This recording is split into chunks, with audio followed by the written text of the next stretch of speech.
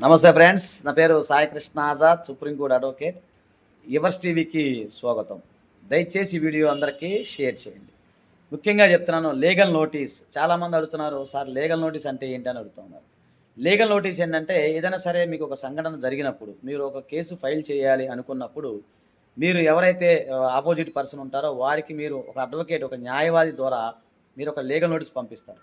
దాని ద్వారా ఆ న్యాయవాది ఏదైతే ఉందో, ఆ లీగల్ నోటీసు ఏదైతే దాంట్లో ఇట్లా మీ క్లయింట్, ఇట్లా మా క్లయింట్‌కి సంబంధించిన నష్టం ఏదైతే జరిగిందో, ఇలా జరిగింది. సో, ఇది కూడా దయచేసి మీరు ఇది నోటీస్ తీసుకున్న తర్వాత 10 రోజులో, 15 రోజులకో మీరు ఏదైతే నష్టపరిహారం గాని, ఇంకేదైనా గాని మీరు అనుకున్న డిమాండ్ ఏదైతే ఇవ్వాలి.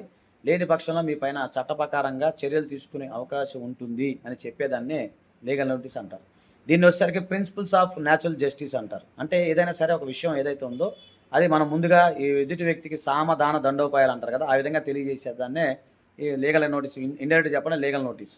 ఓకేనా ఫ్రెండ్స్. ఇది మీకు అర్థమైందనుకుంటున్నాను. మీకు కేవలం అపాయింట్‌మెంట్ కోసం కావాలంటే పై నంబర్‌ని సంప్రదించండి. Thank you. నమస్తే.